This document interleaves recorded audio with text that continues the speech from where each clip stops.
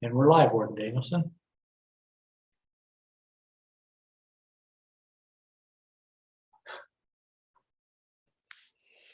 Good afternoon, everyone. I'd like to welcome our CAOs this afternoon. I know there's continues to be an awful lot of work done on the service delivery files, and we appreciate that and look forward to hearing the reports that you've got for us today. If you could take a roll call for us, Mr. Rutter. Warden Danielson.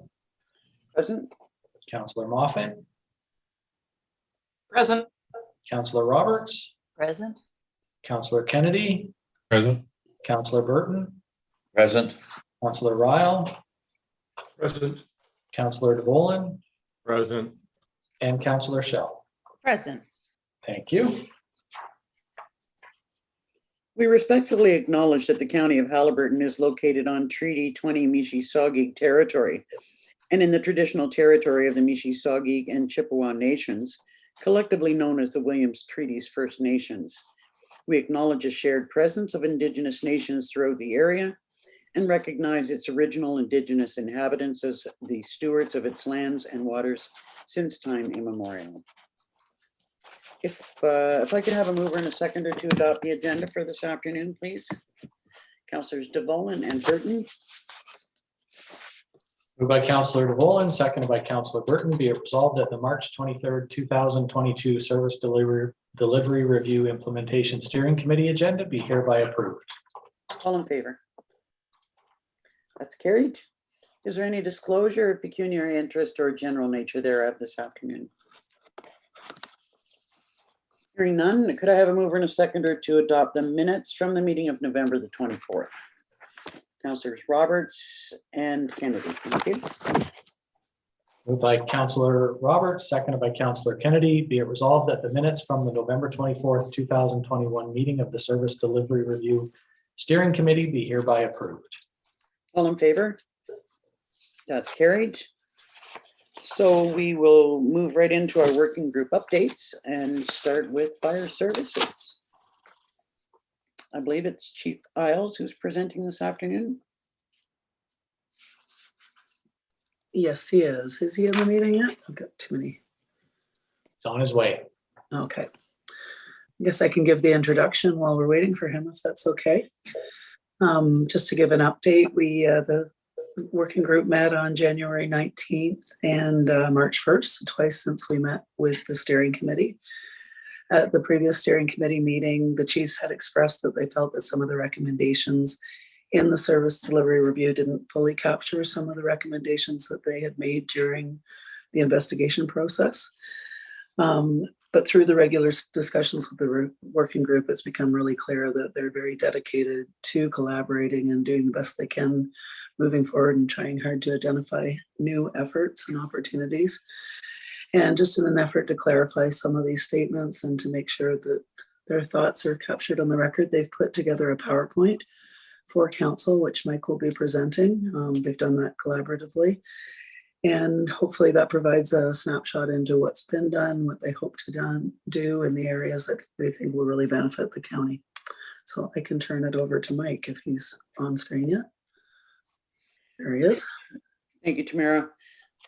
I might just comment that we are a fair ways into this process, and if there were specific issues about the consultant's report, it might have been helpful for us to address them a little earlier, but we look forward to hearing some positive recommendations and suggestions. So over to you, Chief Isles.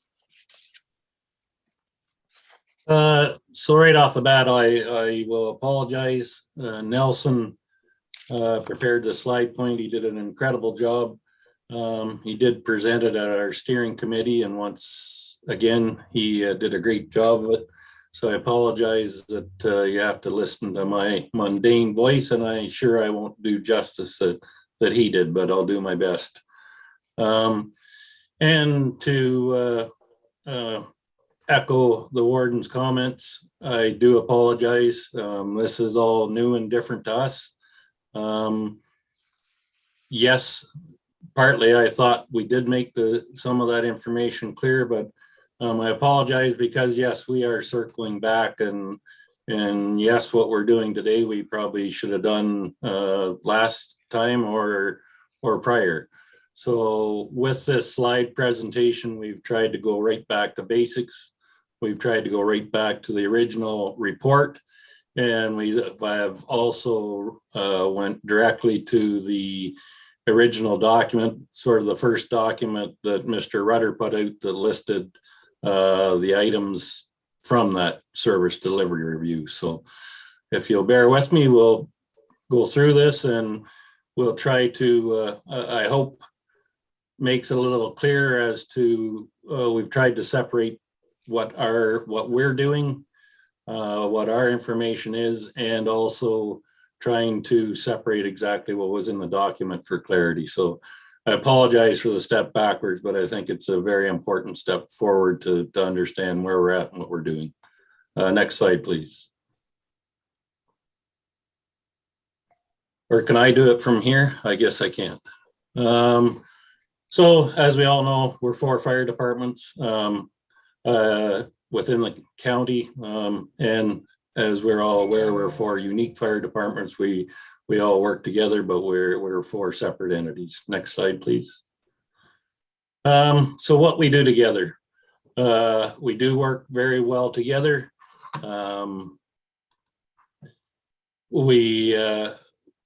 We do have limitations physically by our municipalities, but we don't limit ourselves to those boundaries with our automatic aid or mutual aid agreements.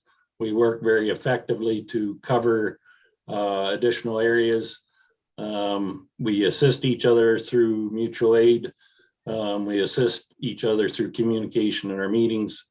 We assist where needed for anything upon request. Burn permits is something that we have done similarly close, but it is also an example that some of our municipalities were slightly different. And even though we had a similar burn permit, some of them have to be unique because of our unique municipalities. Next slide, please. So the fire chiefs meet once a month. We certainly discuss, we work on collaborating with joint items. We discuss joint initiatives. We network and share ideas. We try to do things as a collaboration, not individually. One of the most key things is our NFPA training that we certainly share and discuss each time. Next slide. As with any municipality and with the municipalities, the fire department, yes, we try to have one voice, but sometimes that isn't always possible. We certainly have unique areas and items and even equipment within our own municipalities that makes it different. But as with fire bans and some of those other things, we get together and we ensure that one voice is heard and it's a unified voice. I think we work incredibly well together. Mutual aid is an example. Most of us have automatic aid agreements, which I think is another incredible example. By doing that, we are working to collaborate with each other. And very importantly, we're working even with each other municipal constituents to help in reduction in insurance costs and that sort of thing. So next slide, please. We are a long ways from it, but we certainly are working on coordinating some of our purchases. We are discussing and trying to do a few items that we can in bulk purchases.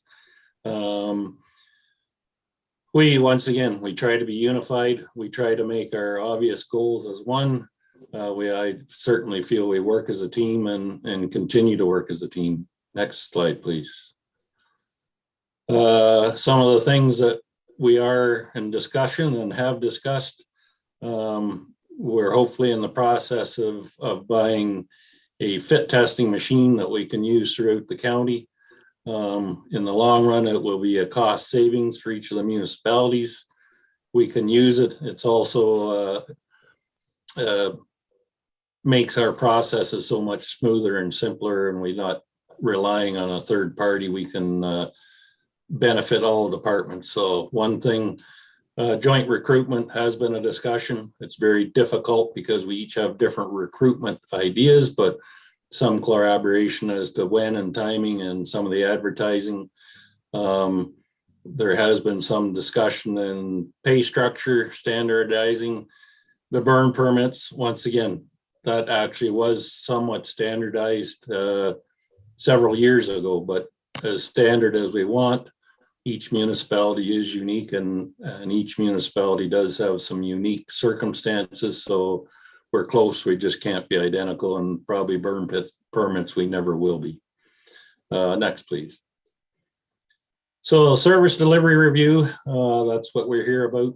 When we went through the slide the first time, we found a little tough to understand. So we've tried to highlight in yellow sort of the verbiage right from the review so that you can understand what the initiative is. And then the white text is kind of our thoughts or comments on those reviews. So next text. So one of the first things was integrating fire training prevention staff and explore a joint training facility. So just the comments is, I know the review isn't about money, it's about efficiency and it's about service, but dollar value is important. So you can see it's not going to increase revenues. There's no savings. And our feeling is there is no productivity gains either. So next slide. Page 13, fire services should be started in 2022. Implemented and dependent on a number of factors, each community buying in and coordinating among staff and council. So that's straightforward. Yes, we've all got to work together, and that is what this process is about. Next, please.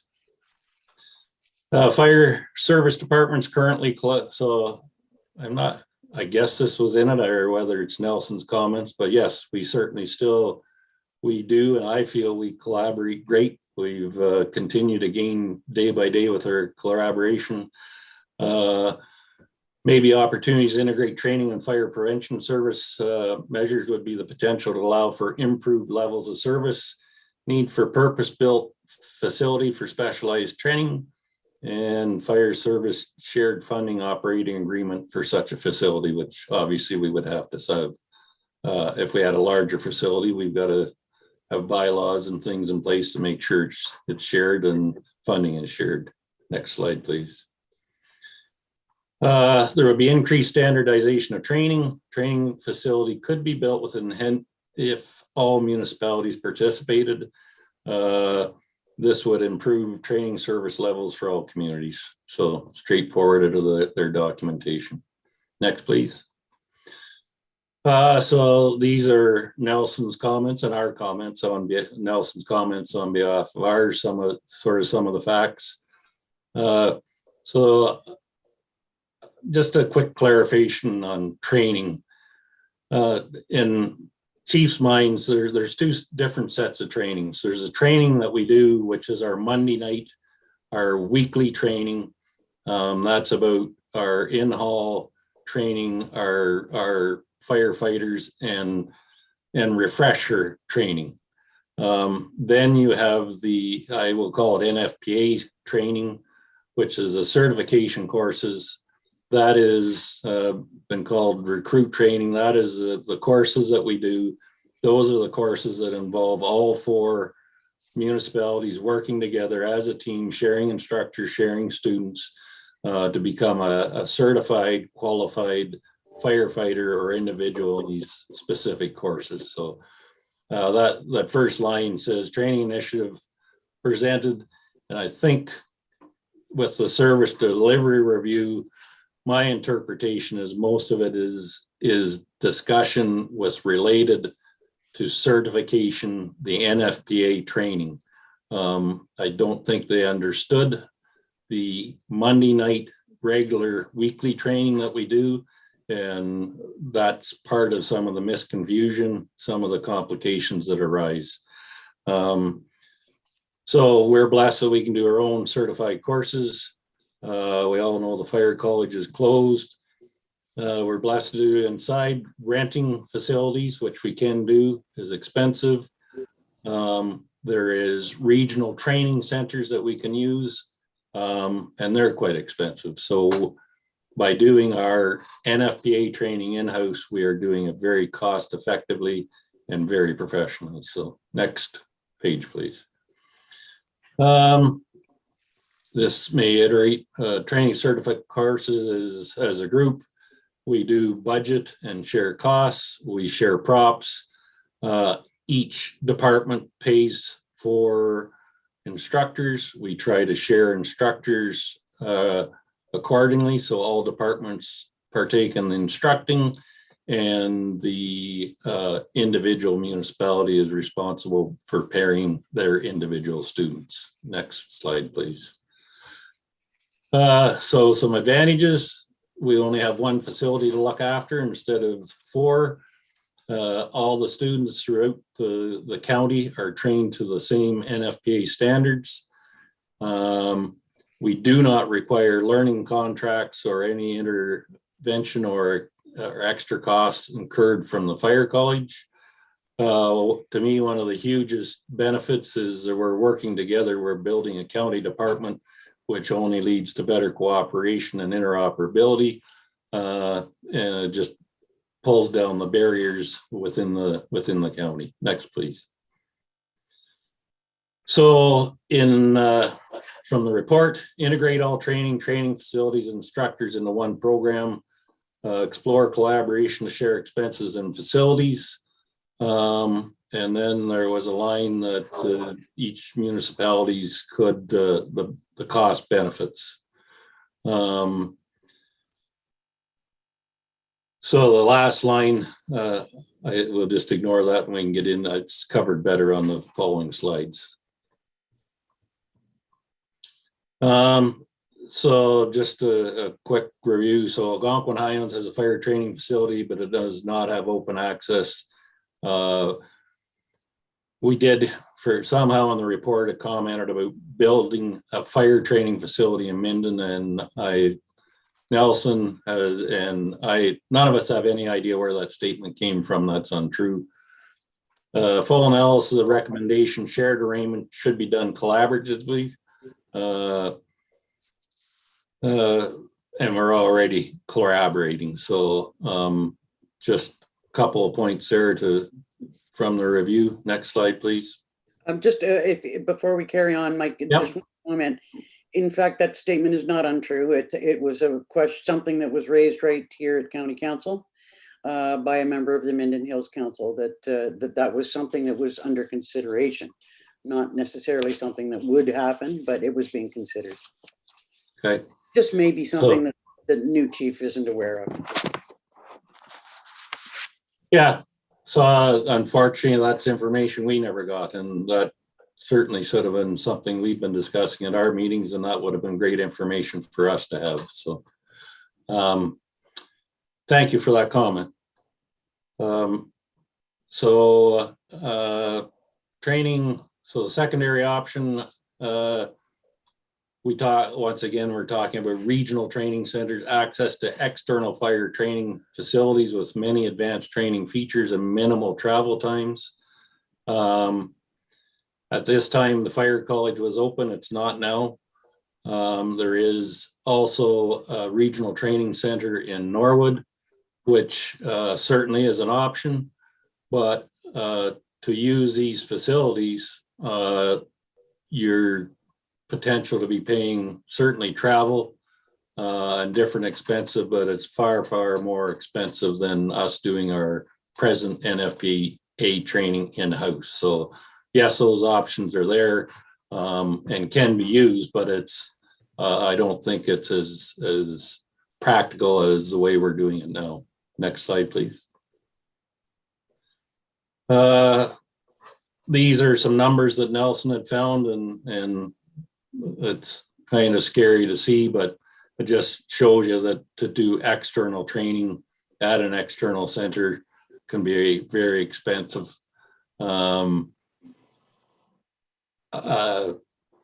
When we're doing it in-house, we don't have travel, we don't have accommodation, we don't have meals, and our personnel are always able to respond. So there's some huge benefits to being able to do it in-house.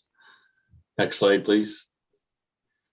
So our current training ground, so and I should once again clarify, our training ground, most of our training takes place at the individual fire halls. We try to use different fire halls depending on which fire hall has the best equipment or the best facilities suited for that specific weekend of training. Our training ground that Nelson is mentioning is where we have to do very unique live fire training, and that is located in a specific spot in Algonquin Highlands. Presently, it's not fully accessible year round. We don't have a classroom. We lack hydro and a few things. It is great for what we use, but I think what he's saying is that yes, by all means, we would love to have a fully functional training facility where we had a classroom, we had washrooms, we had everything, and we could do all our training in one unique site. But that's going to cost money, and he's estimated at least $150,000 to $300,000. Next slide, please. Presently, Algonquin Highlands maintains the property and plows if we need. We do contribute from all departments for the equipment and for the instructors as we do the work. Algonquin Highlands follows through with some of the lead paperwork, and we share all the responsibilities of once again with the instructors, with the teaching, with the course material.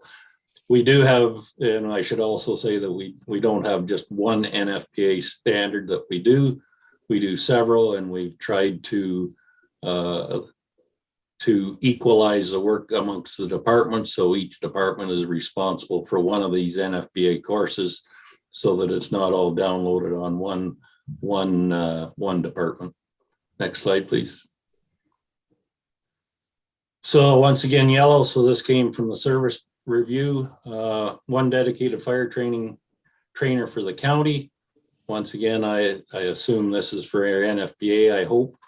Local municipal partners not only save on fire training costs through the shared service, but they also benefit from having the same level standard of training and conduct joint training exercises.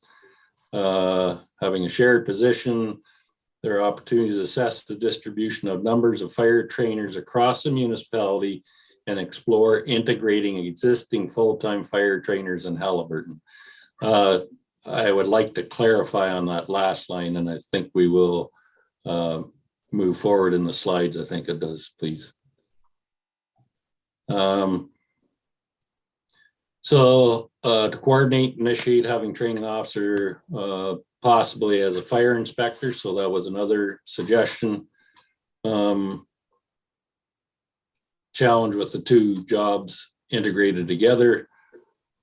And having one officer for 4 departments. So sorry, I'm not sure where Nelson was going, whether he's saying we need one or not, but next slide, please.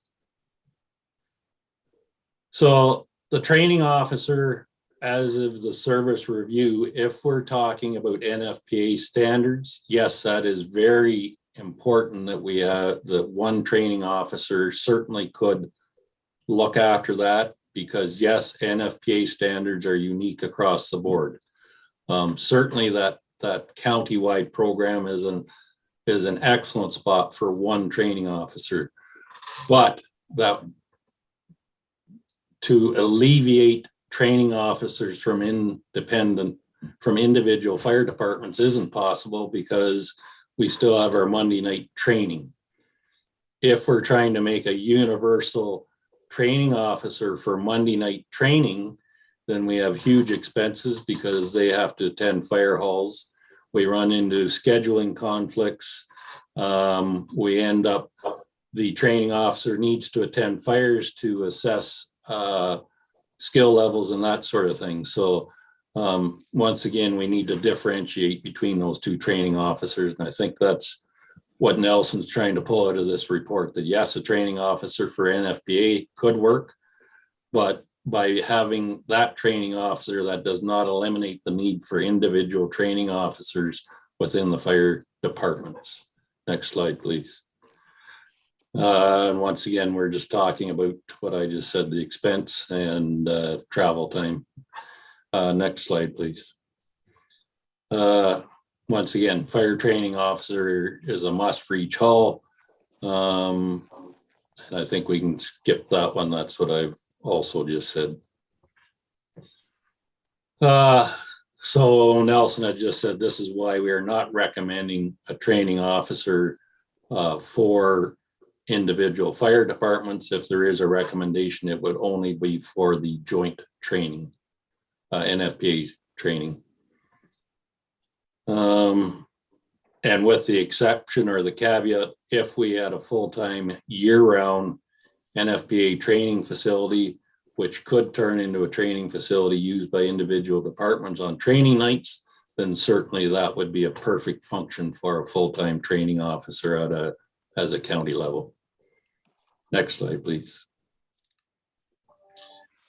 One of the things that wasn't discussed last time, and it was in the review, and I'll touch on it very quickly, was there was a talk about dispatching, universal dispatching, and a wonderful asset, be incredible for us all to be paged and dispatched and universal radio system.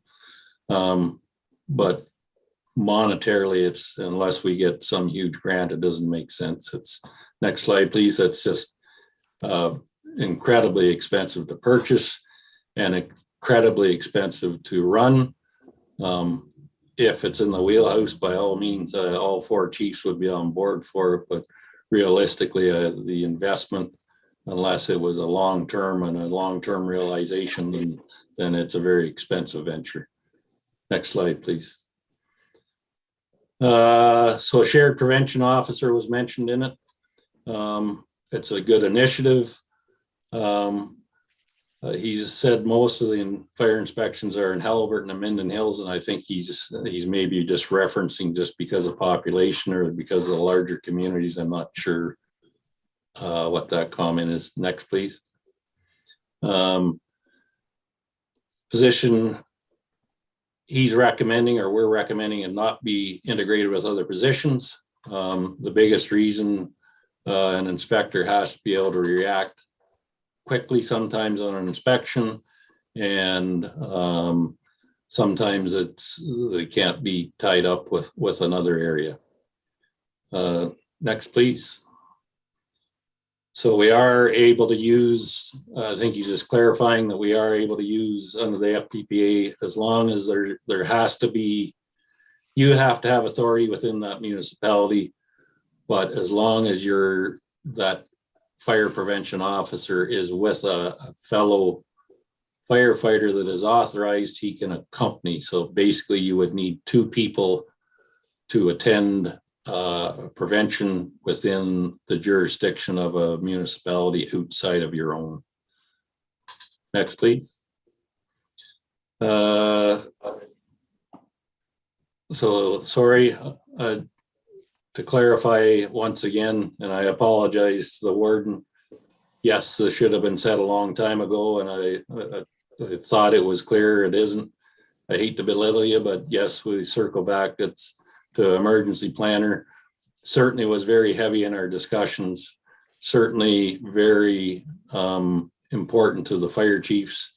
Certainly a very beneficial piece to the community. You can read through quickly and I won't belittle it. It certainly gives us one voice. It gives us one source to work with, gives us better service agreements as a group. Some of the emergency management, procurement and contracts and bylaws would be better handled by one person. Next slide, please. Public education is a huge one. If it's coming from a professional, it is better heard than coming from somebody that isn't. Same thing as a fire ban, we would have one voice, one message, there'd be less confusion, it'd be more impactful. Next slide, please. So this, I assume, is one of the last bits. By migration of service to one provider, there would be a higher level of compromise, required governance tools yield greatest potential improvements, and certainly no doubt involves greater surrender of control. Next page, please. If there's potential cost savings, it's through procurement. We are trying to do that presently. We are working in that direction. But we still have some unique things that we can't purchase together. One of the biggest stumbling blocks at this point, even it seems simple, but even for procurement, is they're as simple as our bylaws and policies in each municipality are differently. So even that makes it challenging on the collaborative purchasing. Next slide, please. Standardized items. So this is an example of some of the stuff we already are doing. We have to have annual pump testing. We are using the same company. We have priced it. We're using the same company. So we are saving on some of the travel costs.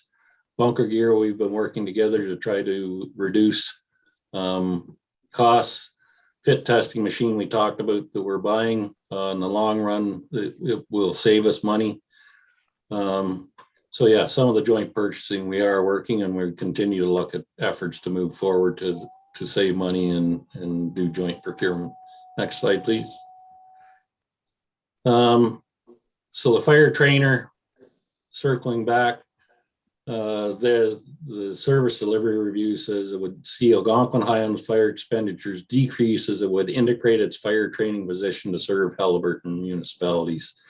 We already spoke about the difference between the NFPA and the Monday night training.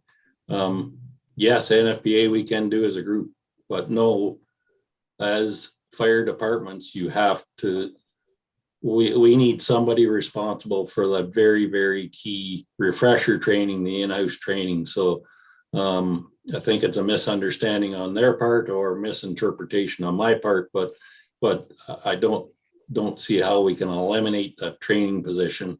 Each fire department still needs it. Next, please.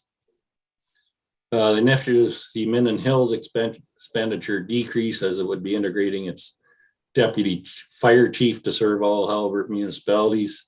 As we all know, each department still needs a deputy chief. So I don't see the functionality of that one as well. Next, please. There were no benefits to the Dysart Highlands East Fire Service and issues, and just comment, anytime we work together is always a positive. So yes, there's no maybe cost savings, but anything we do moving forward by all means certainly is a bonus. Next, please. So that's our presentation. I hope that clarifies some of our thoughts. I hope it clarifies some of the misunderstandings. Instead of would you like us to do, I think at this point, we would like to know what your direction are. We need to know what you would like to see from us, what you want to know, what direction you want us to move from here ahead. That's it. Thank you. Questions, comments? We will just allow Chief French to make a comment before we get into questions and comments. Thank you, Warden. I just wanted to emphasize a couple items that Chief Isles brought forward. In regards to training, I totally support the idea of having a county trainer look after any NFPA paperwork and stuff like that.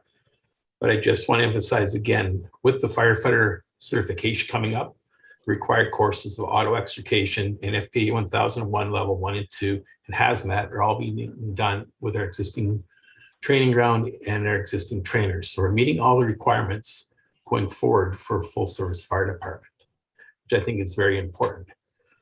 The other aspect is the training. We're the prime example in Algonquin Highlands. We have 3 stations requiring our training officer to attend a meeting Monday, Tuesday, and Wednesday night within our own area. If we had one centralized training officer, he'd in turn have to look after the stations that are in the other 3 townships. And he just wouldn't have time to get all stations every week. So I think, again, it's very important that each department has their own individualized training officer. It has, when I came here, I was so impressed with the training ground here, and they had the opportunity of the burn unit and the level of training they have. And I think it's, we're really well off for training, and in building a new training ground, I think we're better off to enhance the one we have going forward. Chief Isles did speak about the collaborative purchases. We just, last week, for example, the one company came down and did all 4 departments' air compressors for the breathing apparatus. That just saved one, it went down to 1 travel expense divided amongst 4 townships instead of 4 individual charges for the travel alone, and sometimes overnight accommodations and things like that. So the townships are really working hard trying to reduce costs going forward. We're in the process of getting a fit test machine. If each municipality was to get one themselves, they're $28,000 a piece. Working together as the 4 townships, we're looking each putting $7,000 towards it and sharing the same unit amongst the 4 townships. Again, a massive savings for that. And that can go a long ways. We can do that with hose testing machines and other machines that, for example, if we wanted to have a door prop or something, we can buy one as the 4 townships and move it around amongst the 4 townships. So from what I've seen since I've got here, I've seen the townships are really working hard trying to get joint purchases and reduce costs. We now have a foam bank located in Minden. So for example, if we had an airplane crash at our airport, we have access to 48 drums of foam that are sitting there, no charge to the township. It's pay as you go that one of the suppliers gave to us. So again, increase our level of safety, and that's available to the whole county. So I think there has been a lot of positive things brought forward. It's just my observation I've seen since I got here, and I think everyone's worked hard for this. Thank you for your time. Thank you, Chief French and Chief Isles. I didn't want to suggest at all when I made my initial comments that I'm not supportive of fire services, because I've personally had 2 home fires, and I know the work that you all do, the training that you do, and what you're willing to do to save people's homes and lives. And there's not enough thanks for that.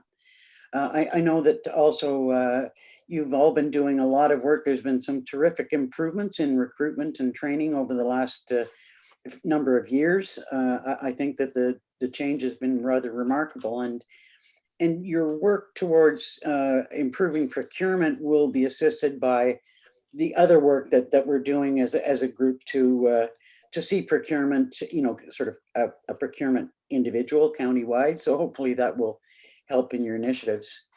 Before I go to comments, I had a question, or 2 questions actually, that I'd like to ask. I'm wondering about your comment, Chief Isles, about the uniqueness of the 4 municipalities with respect to burn permits, and why that's not something that could be streamlined across the county. Quite very simply, not to center out Highlands East, but they have a very unique circumstance with their parks, and so they feel it's very important that they have allow a, Chris could clarify, but they allow a campfire. So it's very important to them to have that slight addition to their burn permit process that allows for a very small campfire that's limited to 2 feet in size.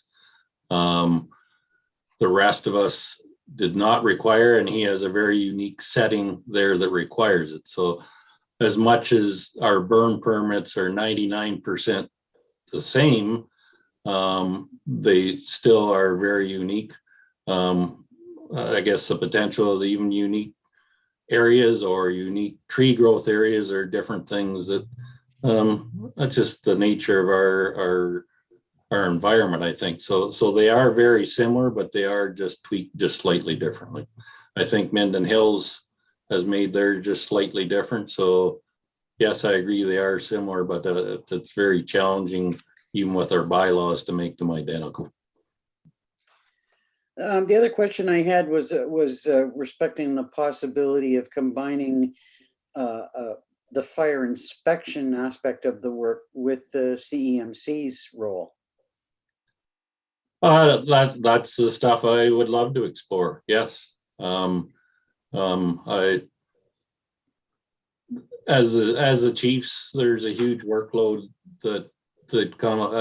I'm sorry, we're back to CMC, and that wasn't to resurface this discussion again, but the CMC is something that we do.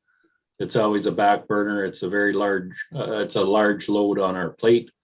But it is very, especially when it's emergency management and it could involve many municipalities. I feel that that's something that is very important. That is a consolidated voice. So by having one CMC, that helps with that consolidation. But no, anything that could help move that forward, potential for, there still is a potential for a training officer for a full-time facility. Maybe that's a joint venture job together. Maybe it is an inspector or some sort of, or maybe it's public education.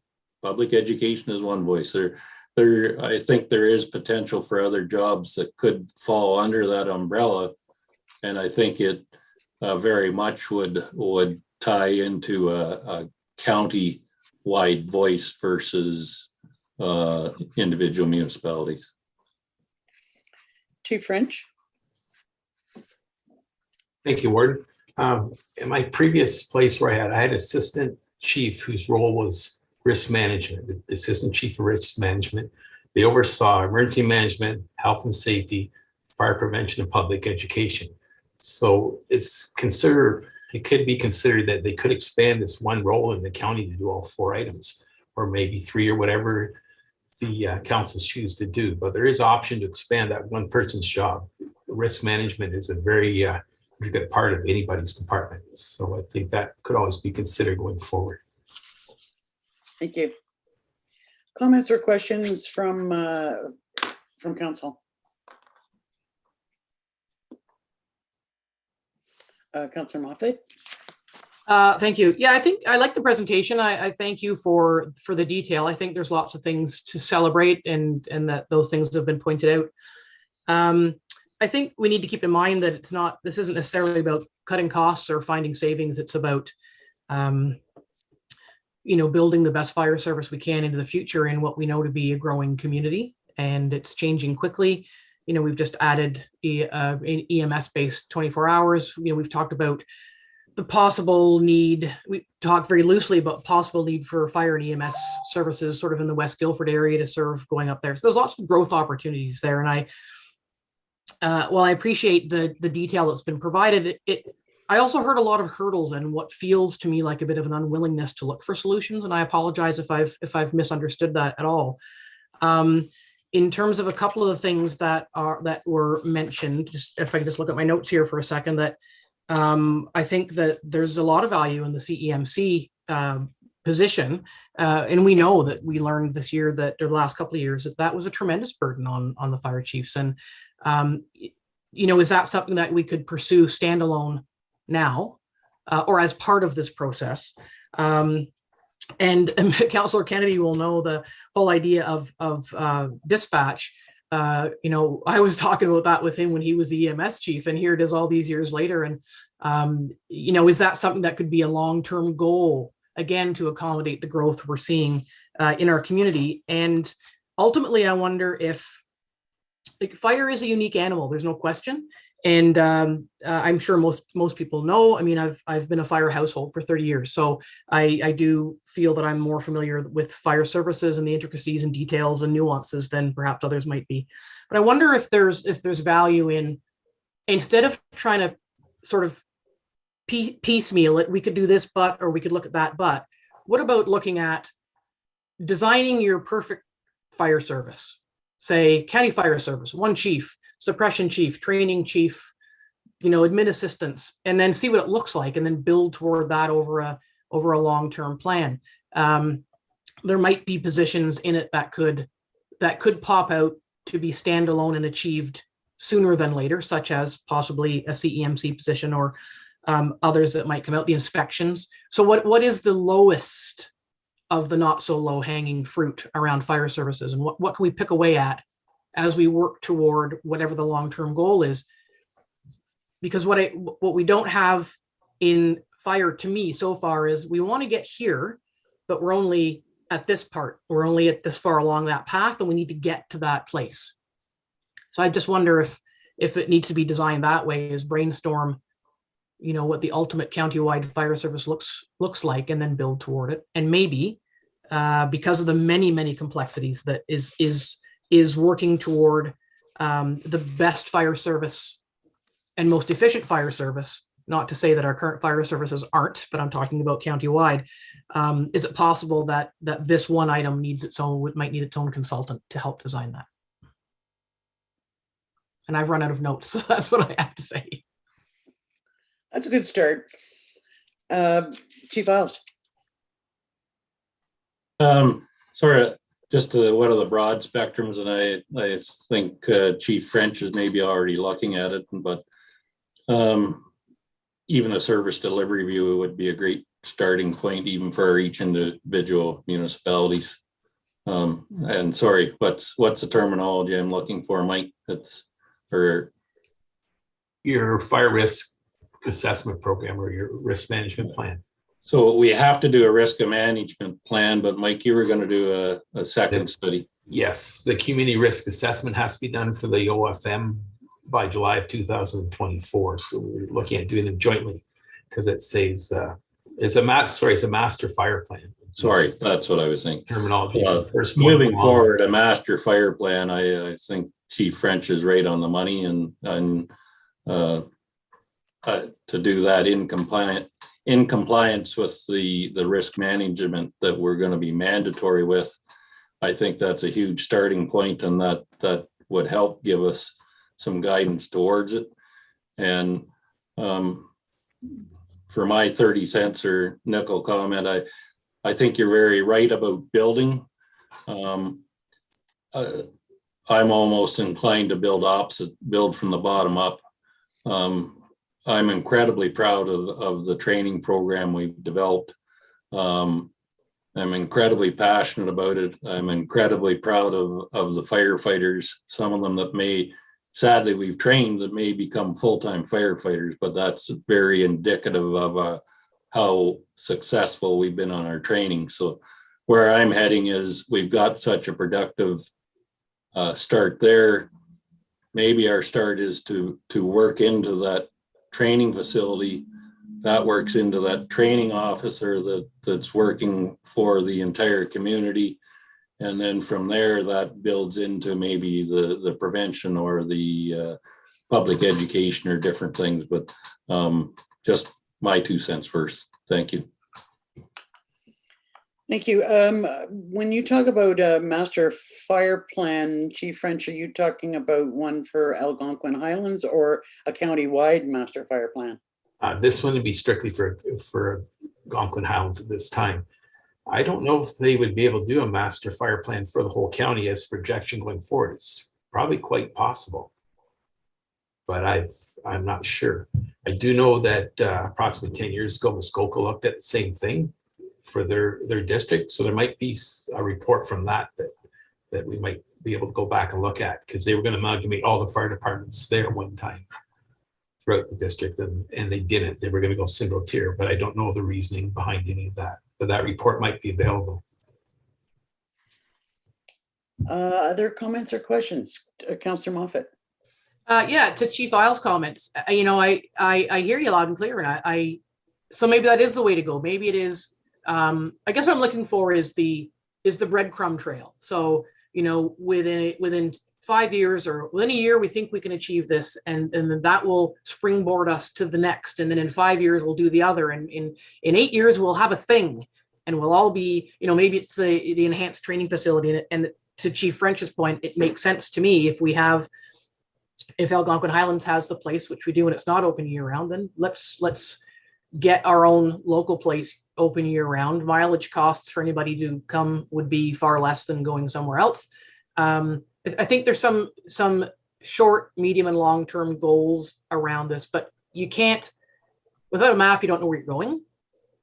So, okay, we're going to work on this, and it will get us to here, which will then get us to there, which will get us to the next place and the ultimate goal. That's what I'd be looking for and what I feel like I'm seeing in the other service delivery working groups is there's an end goal, and we're seeing documentation of the steps to get to that goal.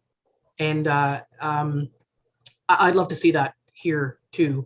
And I do just want to take the opportunity to say that, yeah, I mean, I feel like I'm the heavy hand on this. I am incredibly supportive of our fire services as well. And I am also very proud of the achievements that have been made in the last number of years in the county for fire service. So it's not about any of that. It's about continuing to try and integrate together and be the best we can be for a growing community. So I just want to make that clear.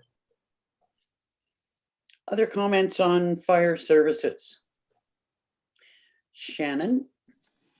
Yeah, I just wanted to provide a clarification regarding the burn permits. Is that Highlands, you asked what was unique between the municipalities, and Highlands sees one subdivision, all of the homes are really close together.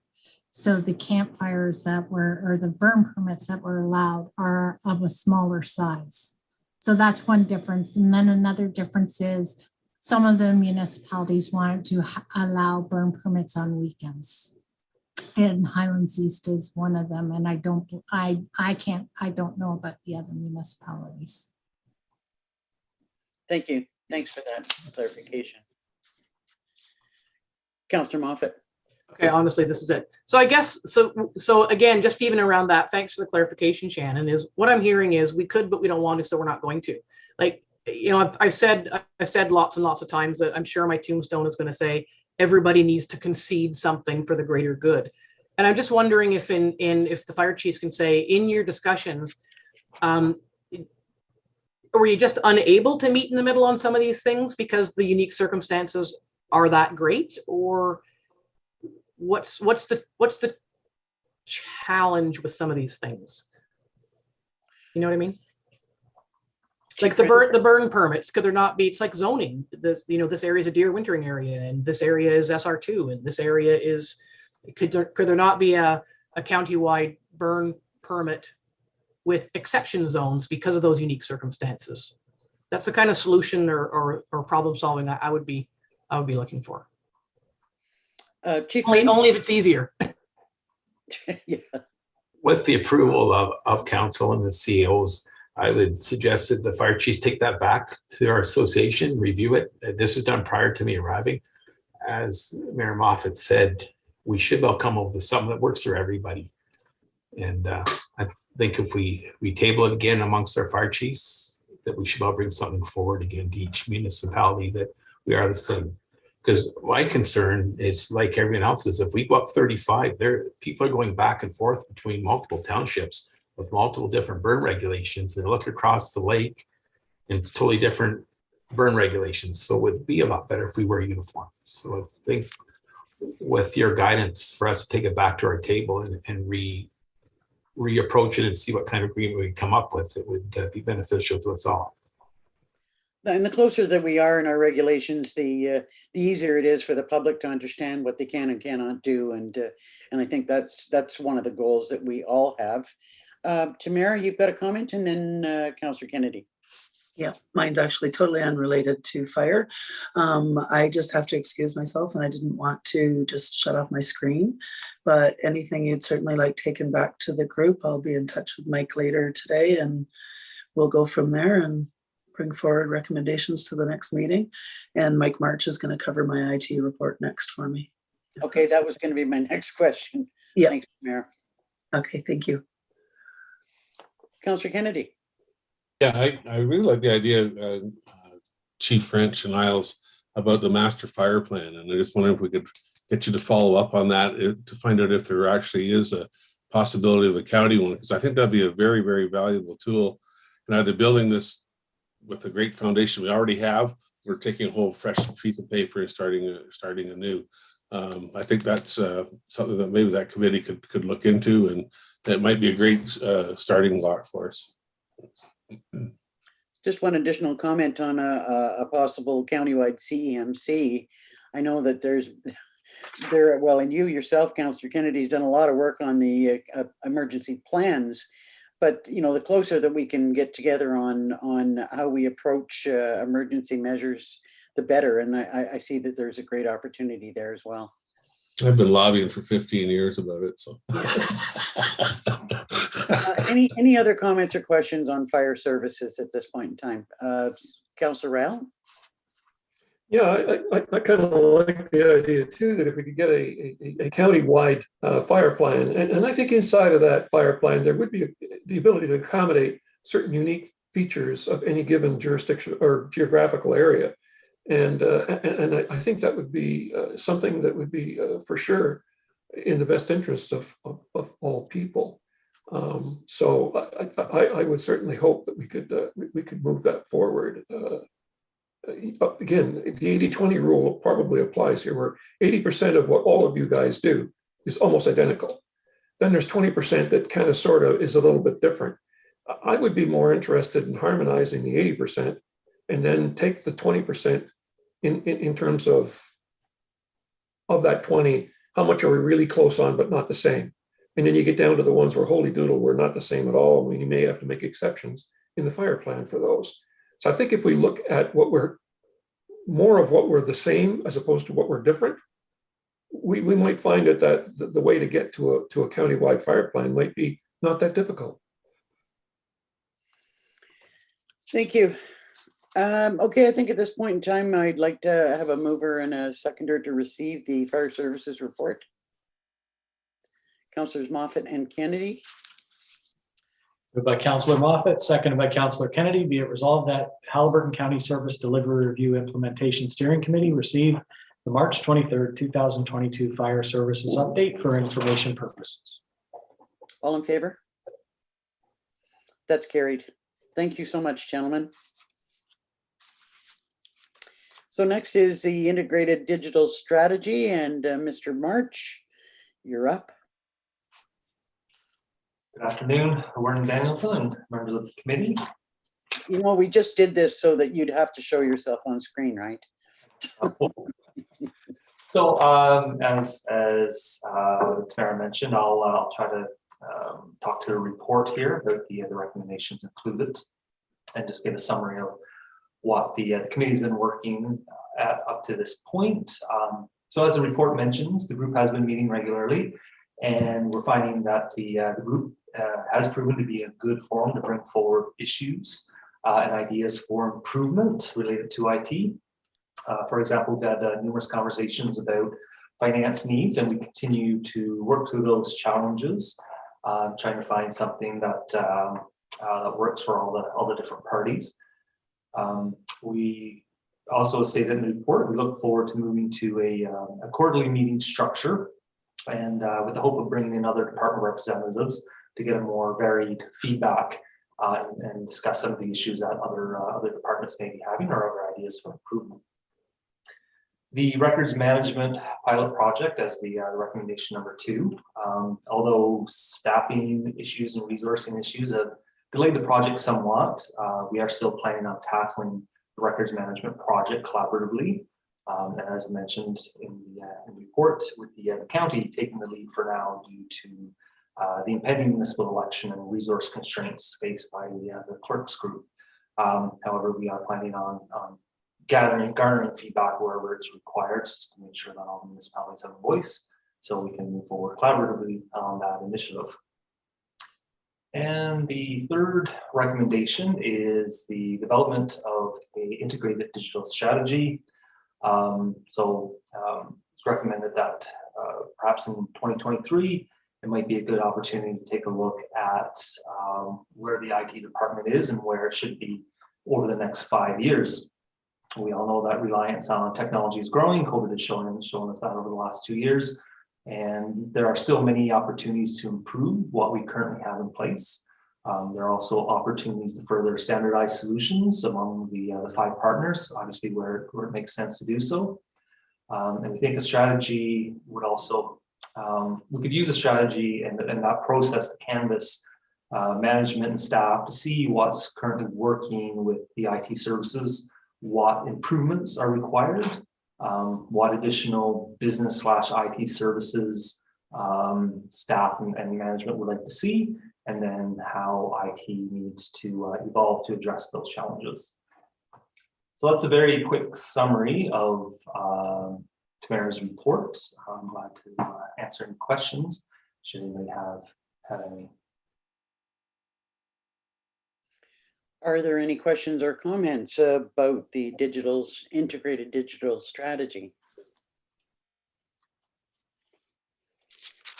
This is an area that's unique, and I'm not. It's your area of expertise, so I'm not surprised that there's not too many questions in this regard.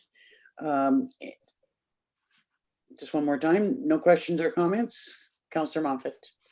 It's a bit of an overarching question, and I was going to leave it till the end if we were having sort of, summary discussions, but it's human resources seems to be an ongoing challenge. And we even know just among our various municipalities in terms of recruitment right now, there's lots of positions open across Haliburton County. And, Mike's mentioned too, staff, the service delivery review process itself and the reports that we're seeing, there's a tremendous amount of progress that has been achieved so far. And I'm just wondering and we can maybe save the discussion about this to the end, but the drain on our staff to continue to have these meetings and move all these things forward. Yes, they have to keep meeting, and yes, things have to move forward because that's what we committed to and that's what we have the money for. But I'm concerned about just workloads for the CAOs and department heads who are putting tons and tons of time into this. And is anybody else experiencing the same concerns? And do we need to do anything about that? If the answer is no, then the answer is no. But we'll just wonder about that. I would just maybe suggest until we've heard the rest of the reports that we mull that over while we're hearing the reports and just try and address it as best we can at the end of our discussions. But I'm glad you brought it up now because it'll make us think about it. Could I have a mover and a seconder then to accept the integrated digital strategy report? Councillor DeVolen and Councillor Schell. Thank you. Moved by Councillor DeVolen, seconded by Councillor Schell. Be it resolved that Haliburton County Service Delivery Review Implementation Steering Committee received the March 23rd, 2022 Integrated Digital Strategy Update for information purposes. All in favor? That's carried. Okay, next up, I believe, is Shannon for Roads, Bridges, and Drainage.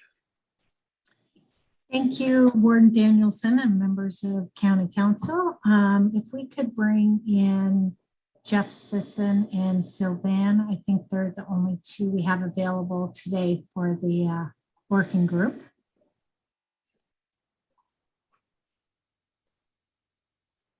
And as they're being brought in, I'll proceed with the report. So we have been meeting. Unfortunately, we haven't met as much as we wanted to. We are one of the groups that have definitely experienced shortages with staff and recruiting issues. But stating that this group is an amazing group to work with, and we continue to work along the best that we can. So some of the initiatives that have been done is that we all agreed to bring forward the green fleet policy. Some of us have passed this policy, and it's the same as the counties. However, other municipalities are in the process of preparing that, and we'll be presenting to each individual council. Another initiative that the group has been working on is entrance permits, and there's been a lot of discussion. There was a draft policy that has been reviewed with the working group, that they're down now to more of the technical side of it with setbacks and as such. And they're going to bring it back to the working group for further discussion at our next scheduled meeting.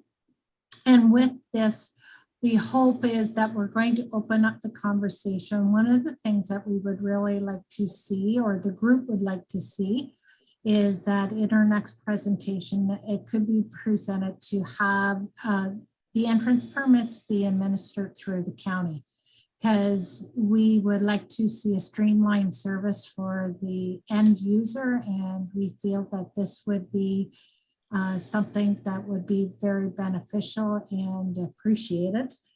So hopefully when it all comes together, we'll have something that will provide a great result. Engineering discussions, we've tabled for now until we have a full complement. We don't feel that these discussions are very good with only half the staff available for the input. The operations managers currently, so I believe Sylvan shared with all of the operation managers a list of all the procurement that the county is doing in the current year, and all of the managers and supervisors reviewed this list. And so there's a lot of different initiatives that are happening. Some are because some have already committed for procurement in the current year. What they did was the individuals picked and chose which procurements that they're able to jointly go in on. And others have, we've requested for make sure that the procurements have piggyback clauses so that when decisions are made that we have the ability to be able to carry on with the tender that was already done. And so this is a really great initiative that they're all working really well together on. Our largest project for this group, we feel, will be the master transportation plan. And what is happening now is that the managers and supervisors are currently discussing what they feel should be in the scope of this master transportation plan before the RFP is put together. This document, we're hoping we will to be concluded so that at our next steering committee, we can present to you what we feel the scope of the master transportation plan should include. Then if we are provided the direction of agreement, then what we will do is have provide this information to the procurement specialist with the hopes that a RFP can be let sometime this year, but with the intent that we wouldn't start the process until the following year. And that is my report. Thank you, Shannon. That sounds like there's some solid activity taking place despite there being some staff shortages. We recognize that that's an issue. Is there anything that that Sylvan or Jeff would like to add to that? Don't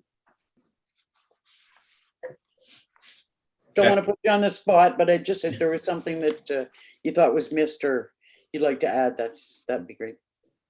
Yep, no, our joint purchases are going well. Lots of participation from everybody in various purchases. So it's moving along quite well, and lots of participation between the municipalities. Are there any questions or comments on this report? Could I have a mover and a seconder to receive the roads, bridges, and drainage report then? Councillors Burton and Ryle. Moved by Councillor Burton, seconded by Councillor Ryle. Be it resolved that Haliburton County Service Delivery Review Implementation Steering Committee received the March 23rd, 2022 Roads, Bridges, and Drainage Working Group update. All in favor? That's carried. Thank you, gentlemen. Thank you, Shannon. So I think, Mike, you might be up next for building, septic, and bylaw. Thank you, Warden. As noted in the report, I think our direction at the previous meeting, there'd been some consensus that it was worth investigating an integrated building department, but we weren't sure if that would extend to into bylaw enforcement. So we did a bit of survey work, or we did some investigation on what types of bylaws are enforced, how much time they take in the various municipalities, and we've provided that information in the supporting documents attached to the report. When we had our last meeting on March 7th, it was the consensus of the group that if in fact we were to ever integrate, we should be looking at Those bylaws that are passed under the authority of the Building Code Act would be enforced by an integrated building department, and the others would be most effectively enforced by bylaw enforcement staff at the local level. Really, we've outlined next steps. If the steering committee endorses the working group's recommendation, staff are seeking direction to continue investigating an integrated building department, and that investigation would include the refinement of a staffing model. There was one outlined in the service delivery review, but we want to make sure that it's still relevant. The development of a draft budget for an integrated building department, and an evaluation of how potential changes would affect the operations of local municipalities. It's really important to realize when you take staff out, they may do other things other than building. And so there really needs to be an investigation and an understanding of the impacts on the rest of the organization once that position leaves or those positions leave. So really the report is do you want us to continue investigating an integrated building department, which would include enforcement of building code authorized bylaws, and then and do you want us to look at that further? Thank you. I'm seeing nodding heads. Anything that any of Greg, Carl, or Lori would like to add before we dive into council discussion? Greg. I just wanted to say that this sounds like a great model, but I really have nothing to add at this time. Thanks. That's fair. Okay. Thoughts, questions, comments from council. Councillor Rael. Yeah, to be honest, I thought this was going to be one of the tougher ones to get consensus on, but it appears to be that I am very pleasantly wrong. I know there's going to be some challenges with regards to various setbacks and all the good things that go along with being 4 different townships. But in light of what you guys have done, I certainly would support you continue doing what you're doing. You obviously have some vision, perhaps nothing definitive yet, but you have a vision of what you want to see. And I'm looking forward to you sharing that with us so that we can look at it. Other comments or questions?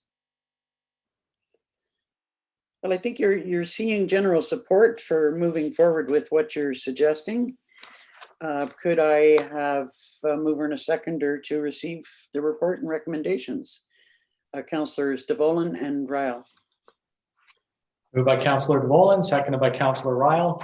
Be it resolved that Haliburton County Service Delivery Review Steering Committee receives the March 23rd, 2022 staff report on building, bylaw, and septic working group update, and that the working group be directed to proceed with next steps as outlined in the report. All in favor? That's carried. Thank you, Mike, and to all 3 of our CBOs. Thanks for being with us. Next up is, I believe, Tricia for waste management. Thank you. I'll see if we could promote those staff members that are present for this working group.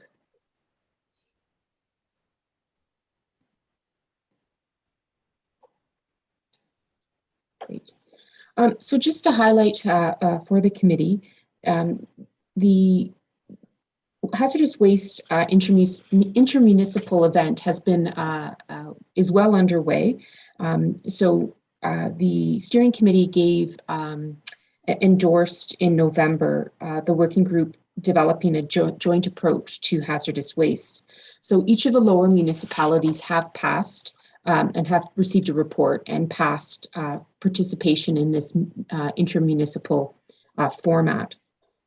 So 2022 is very much going to be sort of the pilot year for this to evaluate the event, the volume collected, attendance at each site, and any cost implications. But I think this is a great example of how this committee has really, or this working group has really worked together and taken a collaborative approach on waste management. The next sort of initiative and recommendation within the plan was an integrated waste management approach.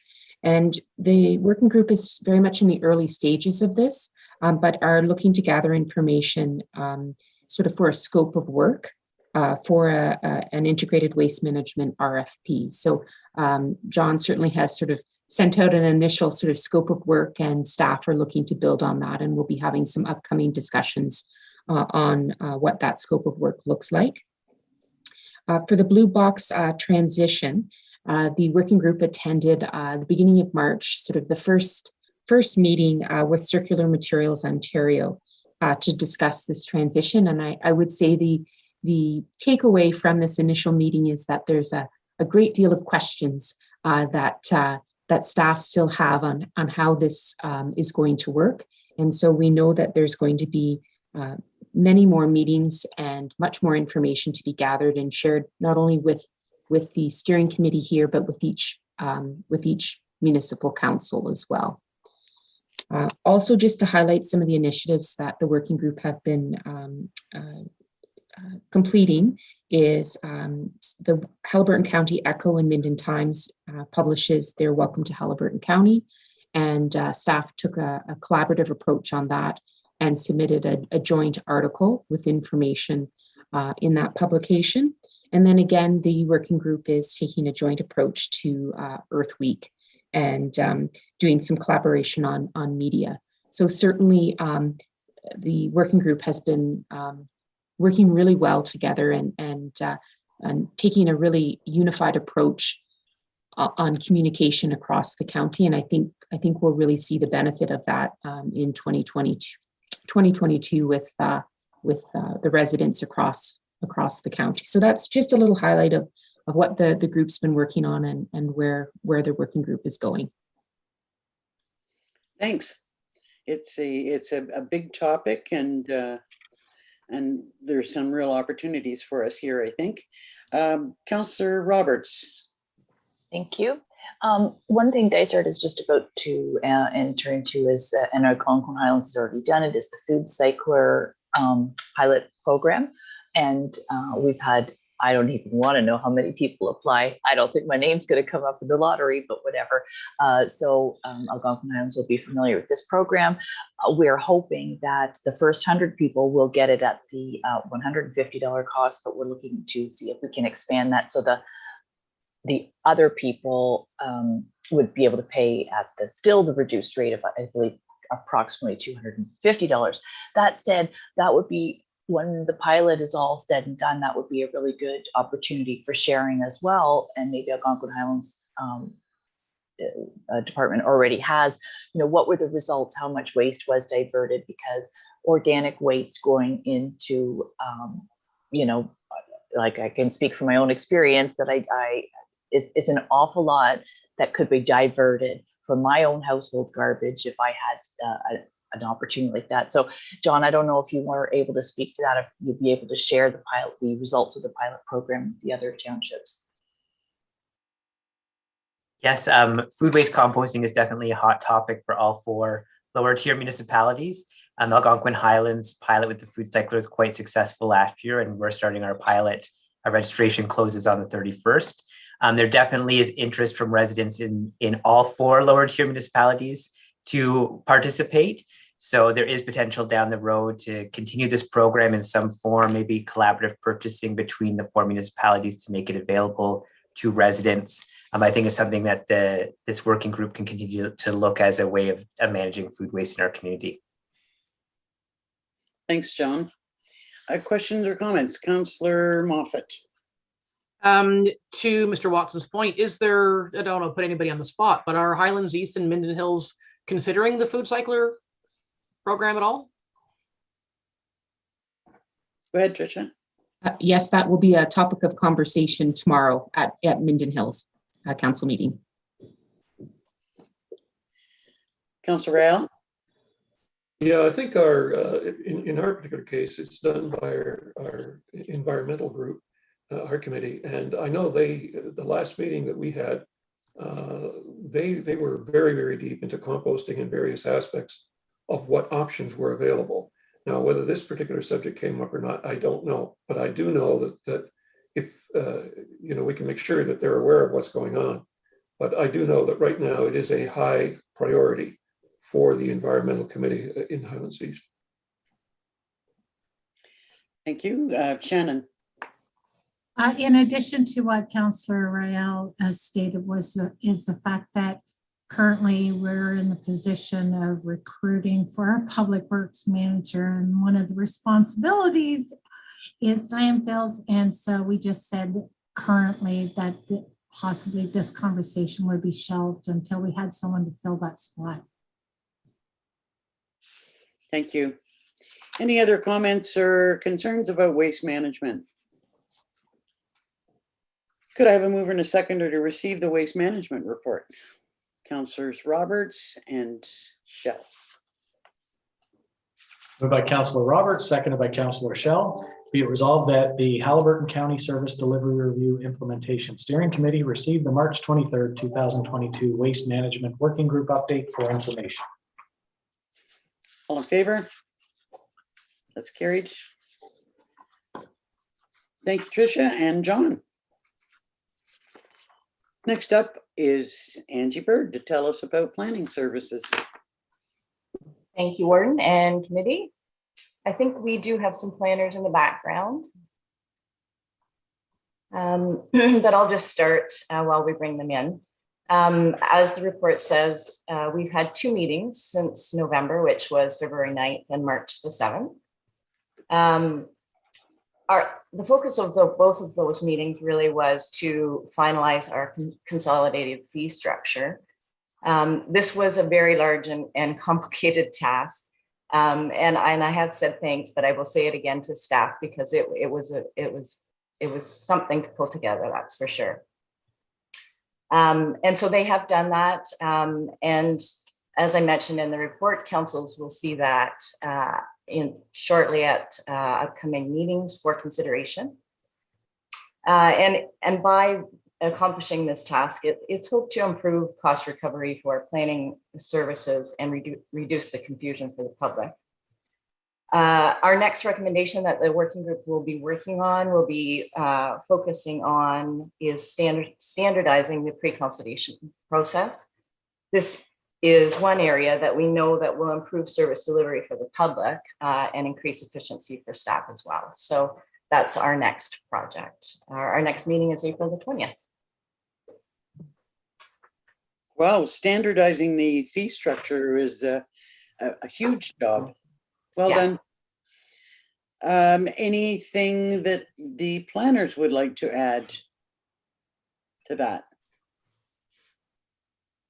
Any questions or comments about the work that the planning group is doing? Councillor DeVolen? Wonderful news. Great movement forward on this. You're be commended. Thank you. Those are the kind of comments we like to hear. Any other comments or questions? Good job, folks. Could I have a mover and a seconder to receive this report? Councillors DeVolen and Moffat. Moved by Councillor DeVolen, seconded by Councillor Moffat. Be it resolved that Haliburton County Service Delivery Review Implementation Steering Committee received the March 23rd, 2022 Planning Services Working Group update for information. All in favor? That's carried. I think it's back to Tricia for human resource coordination. Thank you, Warden. I'll just begin as I think those that are joining us come up on the screen. The focus of this working group the last few months has been on the first recommendation within the plan, which has been the pooling of benefits. And this is I would say, a very complicated piece that the group has really had to do some research. And I think the best thing that the group did is we invited 3 separate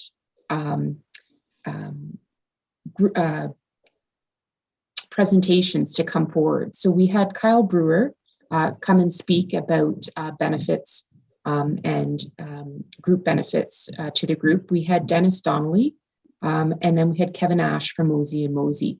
So we had 3 different presentations over 3 different meetings so that we could really understand what does pooling of benefits look like, what are benefit consortiums, what are the risks, what are the benefits.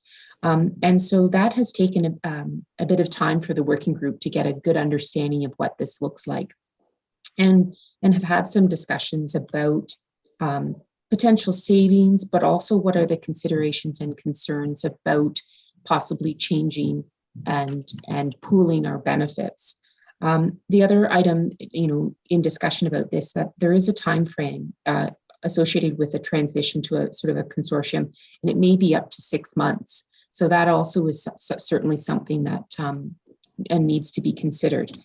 But from these discussions, really the group is putting forward to the committee today as a recommendation, very similar to what the waste management group did with the hazardous waste, where we're looking for the steering committee to support a report going to all of the lower tiers and the county to look at developing a joint RFP for brokerage services, and then following that to go out to market for group benefit, or to go out to market for benefits with a consideration for a consortium model. So that's sort of where the working group has been focusing on. The group has also discussed sort of in 2021 had discussions about health and safety, and sort of looking at how those can be streamlined across all of the municipalities. But truly the focus over the last 4 or 5 meetings has been looking at this pooling of benefits and what that's going to mean. So really what we're asking, sort of seeking direction from the committee today is there a support for the committee for us to move to the forward with a report to all of the municipalities to get support for looking at doing a joint RFP to see what options are available to us for benefits. Thoughts from Council, Andrea? Sorry, Councillor Roberts. Oh, it's okay. It's like getting a long day for us.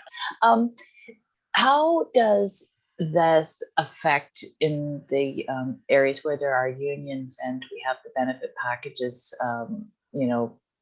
included in and sort of set in stone?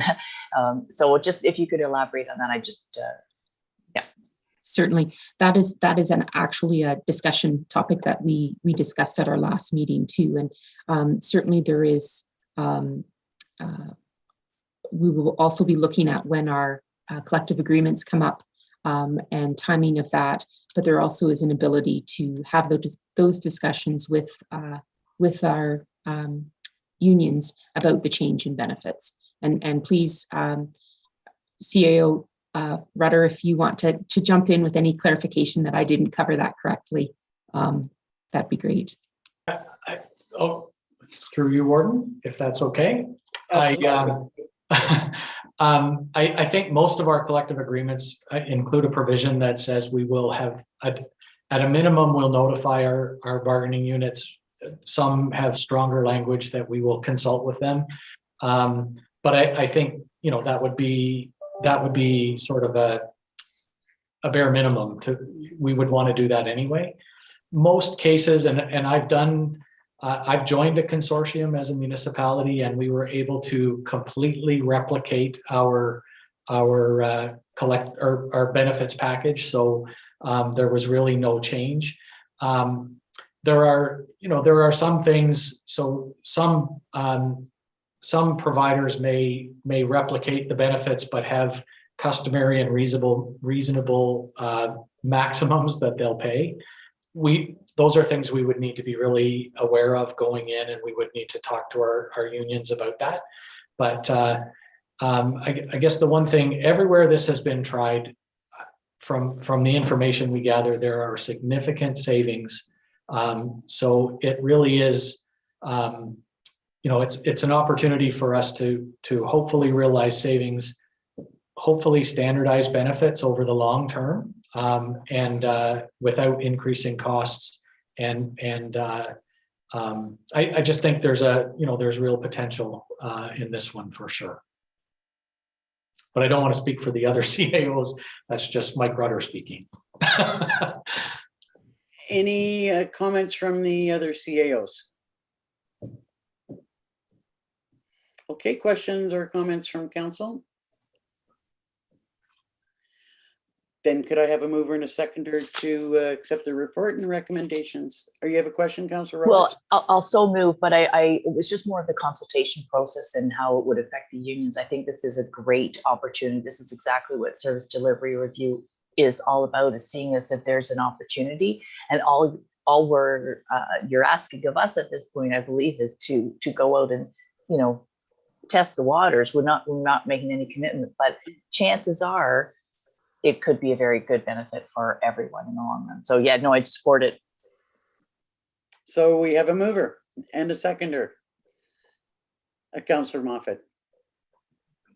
Moved by Councillor Roberts, seconded by Councillor Moffat. Be it resolved that Haliburton County Service Delivery Review Implementation Steering Committee, we have to find an easier way to say that, I'm just saying, received the March 23rd, 2022 Human Resources Working Group update for information, and further that the steering committee endorsed that a report be provided to the 5 municipal councils to seek direction to develop a joint RFP for brokerage services, and once complete, go out to market for group benefits with a consideration for a consortium model. All in favor? That's carried. Thanks, Tricia. Back to you, Mike, for economic development. The next two reports actually are really the result of a conversation at the last steering committee, where I think it was Councillor Moffat said we almost need like a running scorecard of what we've accomplished, what we haven't, and I think we'll certainly endeavor to provide a much better one than this. But I did want to just mention or provide an update on these two initiatives. The economic development, of course, we initially recruited for a director of economic development, and then because of some staffing changes, we put that on hold. Blended the mandates of the tourism and economic development department. We've now hired a director of economic development and a manager of tourism who have come to council very recently with a work plan and or a draft work plan that was endorsed by county council. They will be taking that out to the local municipal councils. We really do feel like the next stage is it really is important to engage the local municipalities to a much higher degree than we have before. And so those are some of the tangible steps included in that work plan are the implementation of the destination management plan, development of a business survey, creation of an economic development strategy, COVID recovery, and the creation of an economic development profile. With respect to Councillor Moffat's questions, you know, where do we stand and what have we approved and what's it going to cost us? We have used $175,000 of Safe Restart funding to offset some of these costs. Those are costs that will be in next year's budget, at least 125,000 of them. So that will be a consideration during the 2023 budget process. Any questions on the economic development piece? Councillor DeVolman. Well, I concur that it's a success story. The other thing I would say, and I'm glad to hear that the plan involves reaching out and beginning the dialogues directly with the lower tiers. I can tell you that from a conventional economic development perspective, I have a backlog of files and people that are interested in doing things that an economic development person could jump in and support our efforts. And I doubt that I'm singularly unique in the other 3 jurisdictions there is as well. And I get some of them that want to come to our county that I know that I'm one of the players in the game. But if we would be unsuccessful here and there's assets in something else in the other 3 jurisdictions, that as a county we could still win and not lose some of those people that'd like to come here and spend some money. So I look forward to the engagement of the lower tiers in those files and things that the county economic development person could take forward and bring some of them home for us. Go ahead, Mr. Redder, and then Councillor Real. If I might, I think we have lost one of our CAOs who's been bumped from the meeting, so I think she'll try to get back in. The other thing is certainly if you have those specific issues, please let our staff know, Scott and or Tracy. I know they've been very active on a couple of proposals, a number of proposals actually. And I'm looking around the screen and I think each of your municipalities is represented. They've been helping businesses in each of your municipalities. So if you become aware of those kinds of situations, Councillor DeVolen, please let us know and we'll start to work on those.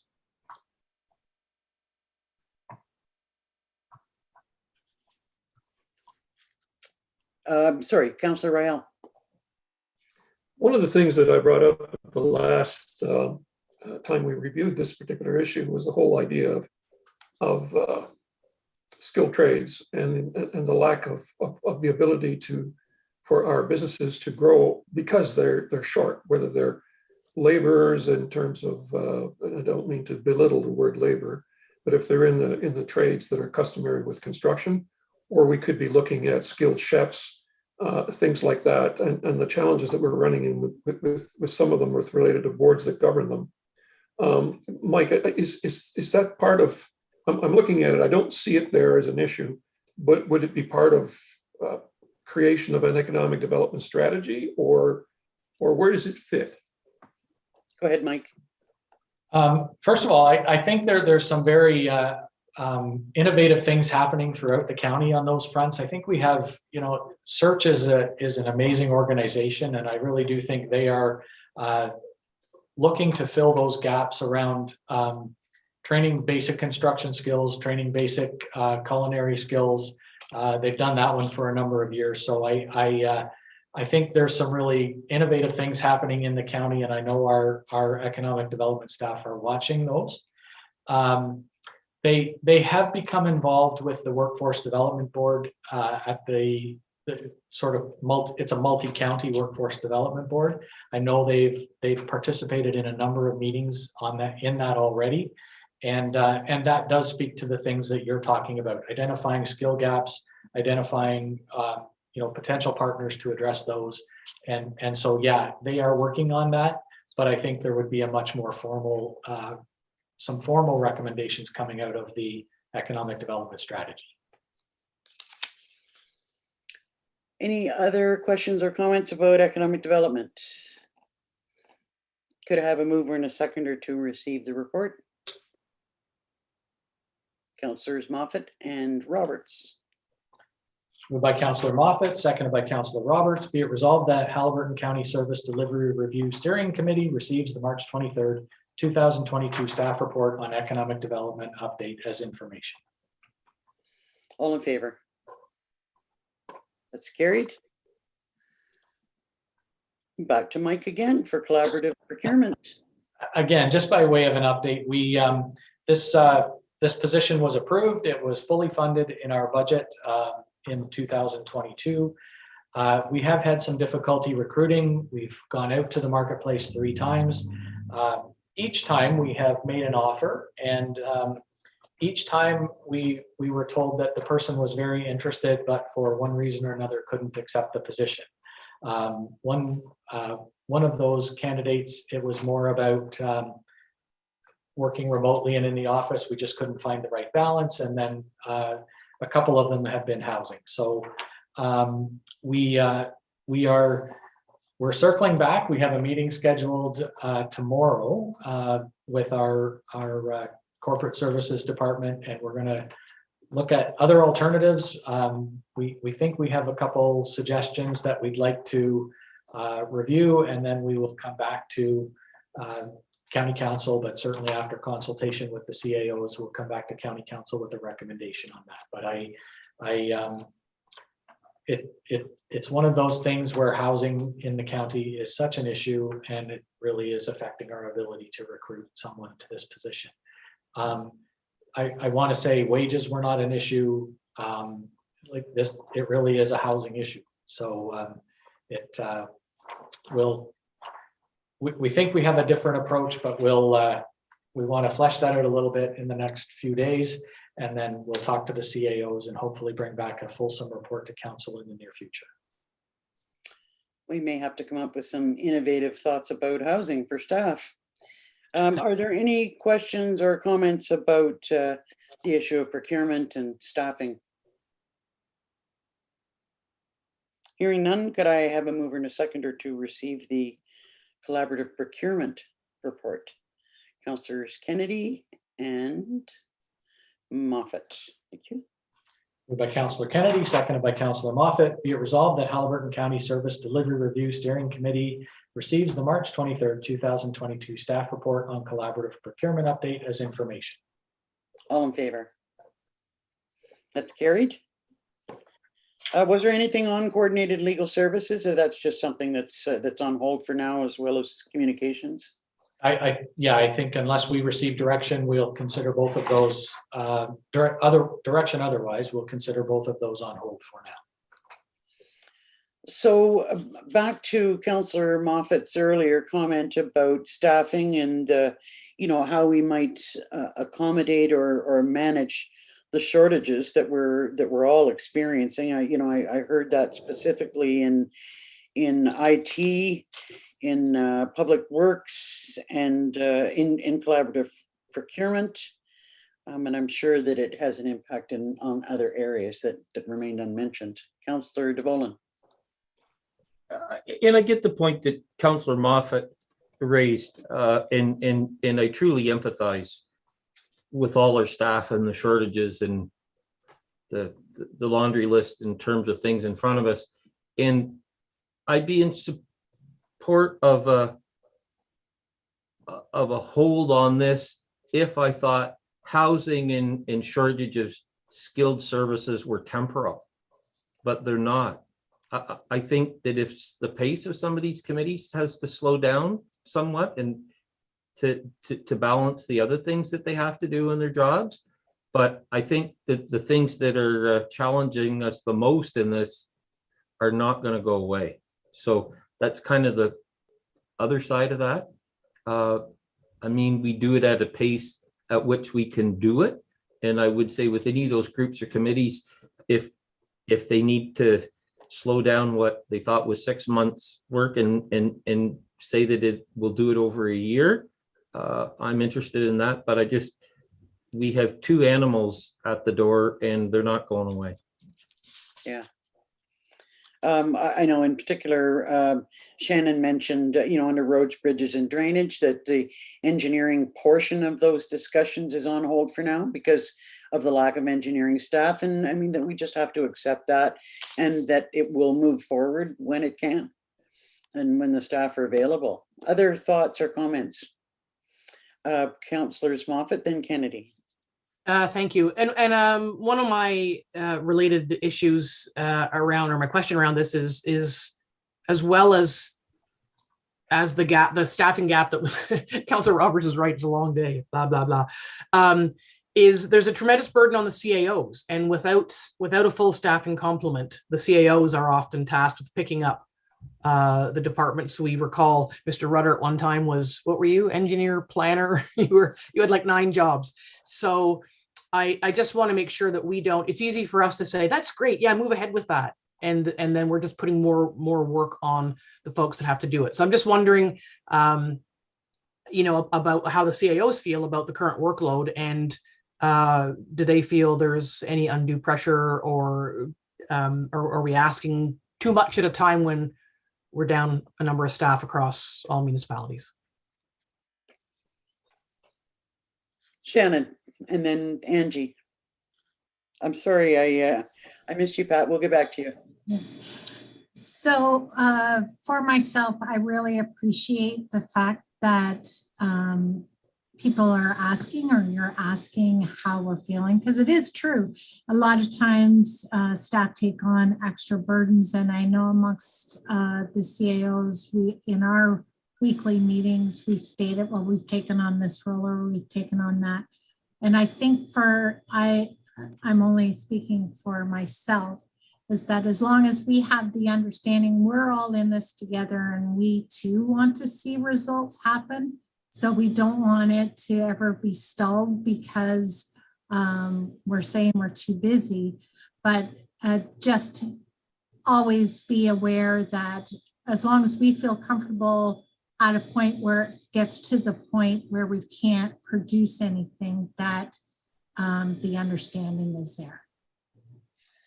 I think you're hearing that the understanding is there. We know that this is extra work for all of you and that a lot of it is being done off the corner of a desk or with time that you don't have, and we do get that.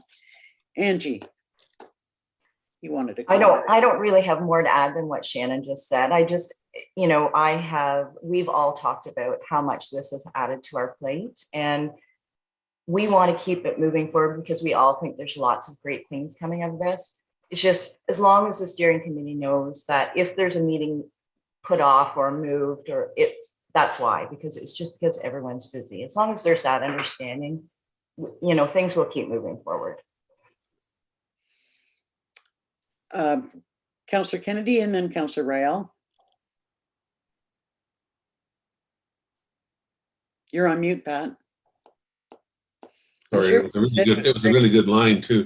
I just want to say I'm really astounded at the efforts that the CEOs and staff have put into this. And I think a little bit of fumbling out of the blocks to get going, but when I see the reports coming out today, well underway, quality recommendations, quality movement, and just so impressed. And just want to echo what Councillor Moffat and others have said. If you need a break, take a break, because you find the workload, especially like certain times of the year, a bit worse than others. So I just applaud all the staff on this, and we're all pulling together, and I appreciate your efforts. Councillor Rael. I think I'm like part of the choir, but anyway, what impresses me about what I'm hearing is the sheer honesty that's coming from the group of people. They're doing this every day. They're responsible for it every day. They're taking a tremendous amount of criticism, much of it good, some of it not so, for what they do. And the fact that they're able to come to us and say, hey, here's how we can improve this. And at the end of the day, our job is to do two things. One, to support them, and more importantly is to listen.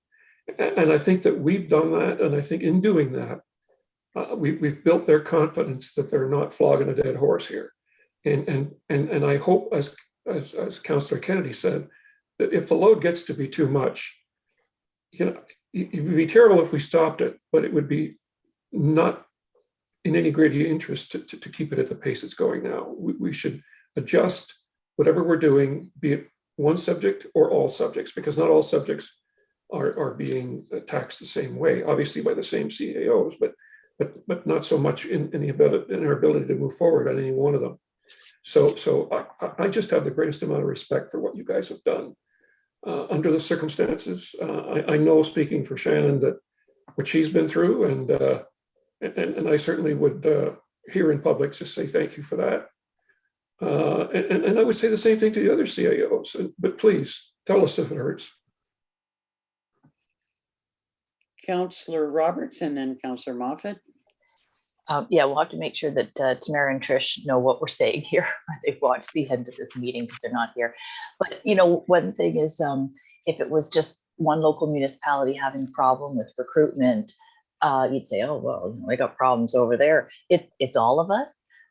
So this is not a unique problem to any one municipality. So in a way, not misery loves company, but we understand, we get it. And so therefore, as soon as you're short staffed, particularly in key departments, like we certainly experienced last year at the county of department heads, you know, it was just a shift, and that these things happen, and a little bit of a roller coaster, but you know, we'll get on the hopefully the plateau part of it at some point soon.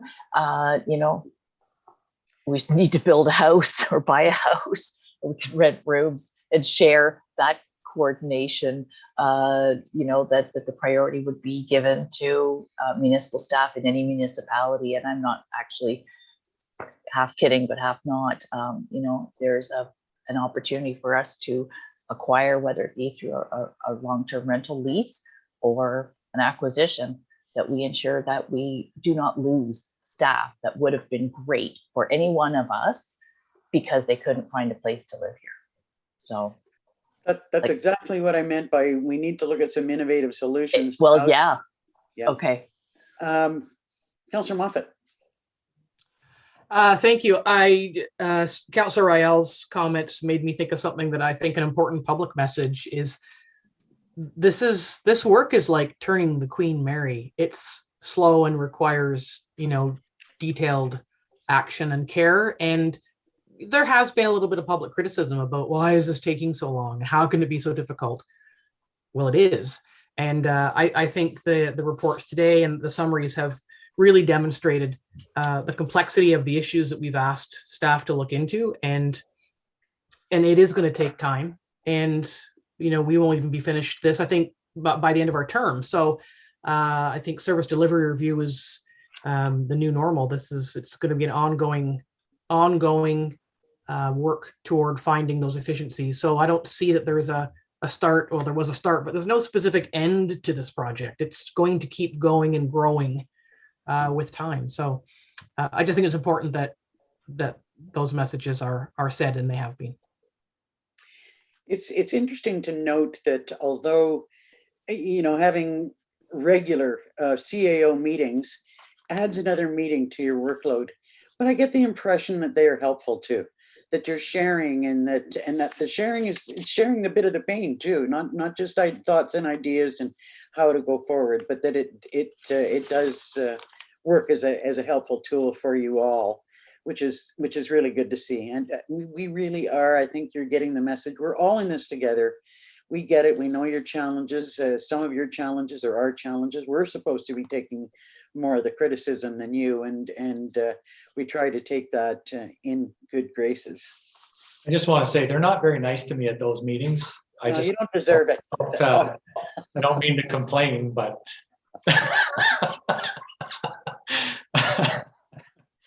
okay, I think that unless there's anything further that we've concluded our business for the day, I'd like to thank everybody, and especially the CAOs.